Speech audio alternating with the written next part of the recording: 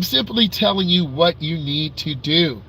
And I'm simply hoping that some of you will subscribe, you'll go deeper, and you'll see the value in this, because I'm not rushing this. I'm taking my time. I'm going over what I need. You almost have a virtual lesson with me right now for almost an hour. We've been on 52 minutes. And it's been a blessing because I get a chance to share with you some of the stories and journeys I've been through. I get a chance to tell you what the industry is like. And the industry is going through changes. A lot of companies are cheating, right? They're falsifying records because they're trying to make that money. So they're doing themselves a disservice and they're doing you a disservice. If your driver's education company didn't teach you how to drive, you need to report them to the state. I'm not hating because I'm in the industry, okay? And if God is willing, I'll have my own, and I want to do a good job. Really, it's word of mouth. If you do a good job, people say, go to him, go to her, go to them. If you're terrible, they'll say, don't go to them. It was a terrible experience. The instructor was terrible. I called the office. I couldn't get through, right? So you want to have all your paperwork ready because the state will come in and give an audit. They'll come in. Somebody will come in with a clipboard, a lady. They'll have a briefcase. They're going to spend 2 or 3 days looking over everything. I want to see your last 5 classes. I want to see the attendance roster. I want to see drive cards. I want to see attendance. I want to see all of your instructors, state certifications. Okay, you got to have that.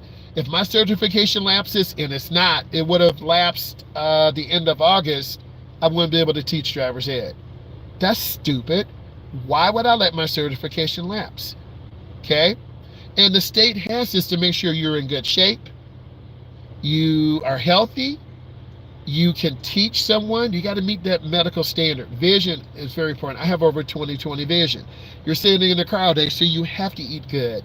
You've got to take care of yourself. And it's a grind, okay? I almost been sitting here an hour talking to you, and I'm almost done. So let's keep going. Do you signal proper? 100 feet or half a block, okay?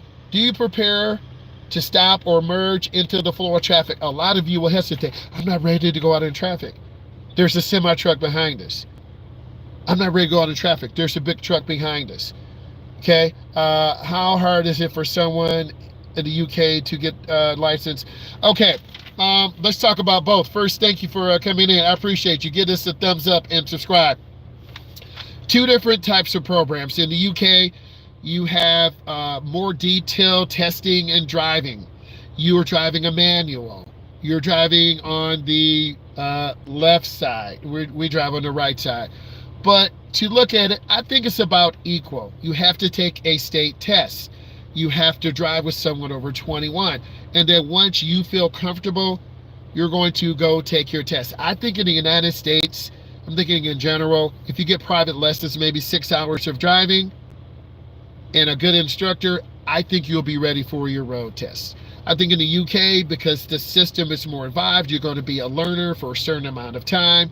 The test is more involved, more questions. You're driving a manual. You have more junctions. You have more roundabouts.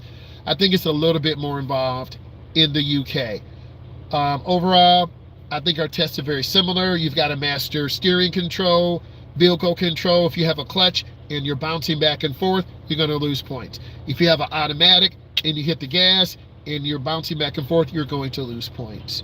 So I think if you have a good instructor, a lot of the UK channels are very popular with people across the country, okay? So I watch a lot of them too, but I think overall, they're about equal. You got to have a good coach. You got to have someone who's going to take you out, roundabouts, U-turns, 3-point turnarounds, pulling in a driveway. This big semi truck is coming by me again. See that semi truck? Bruh. That thing is huge. So I think if you have a good coach, I think it's about equal. And I think in the UK, I think it's a little bit harder because you got the manual, it's more involved, and you got to put a lot of hours of driving in, okay? Beautiful question. Let's keep going. Next, you need to really make a habit of understanding other roadway users. Please give us a thumbs up. I need you to subscribe to the channel. Here's why you need to subscribe to my channel. One, I'm a state certified driving instructor. Okay, I'm an authority in the space.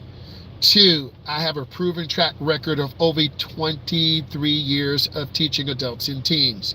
Four, I take you through the whole process of getting into the car, putting on your seatbelt, adjusting your mirrors, going from zero, okay? Going and starting in the parking lot, making 12 right turns, 12 left turns, getting into the neighborhood, learning how to have good spatial awareness, learning about reference points.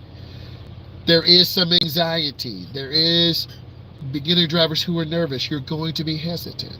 You don't need me or an instructor to scream at you. You don't need me to grab the wheel, because that's going to kill your confidence. You need your mom and dad or your caregiver. If you're under 21, you're going to be driving with someone who is older than you. They're going to teach you how to have good speed control, how to be a good defensive driver. I go through this journey daily, and by me sharing how my day went, or expectations in driver's ed, or companies trying to cheat the system, they get busted and they get shut down. So that's more opportunity for me and other schools. Example, I have 20 students in about 3 weeks coming up. If I want more hours, I can take them, but also I'm in education, right? I want to balance out my life. My life is not all driver's ed. My life is not all education. My life is not all social media. Okay, I love working on my house. I love working on my gaming computer. I love building my race engine. I love going out drag racing. I'm a family guy, right? So I enjoy these things, so I have balance, right? After this is over, I've got to go pick up lunch. And then I'm going to rest for a few hours. We'll edit this video. But really, it's a good opportunity for you to get to know an instructor. It is a lot of work. And, instructors start out young. Some may do it 5 years, 10 years. In fact, one of my good social media people, I don't know if she was driving, she got her driver's ed car sideswiped in the UK, and I'll try to take a picture of that. But accidents do happen. I had a young lady make a right turn. She cut it too short. She hit the curb, she hit a sign, okay, ripped the side of the door off. So those things do happen, but as a good instructor, you should never be going fast. You should always be a defensive driver. Okay, like this truck backing up, it makes me a little bit nervous. These guys are dropping off this gravel, and I'm gonna show you this. You see them out there, okay? You see they're dropping off that gravel. You see that for yourself. So that's working. There's no backup camera. Guys and ladies, I want to say thank you. I'm going to start making more long-form videos. Thank you for the questions. Subscribe to my channel. Leave comments. Let's make this community really good. I will talk to you later. Bye.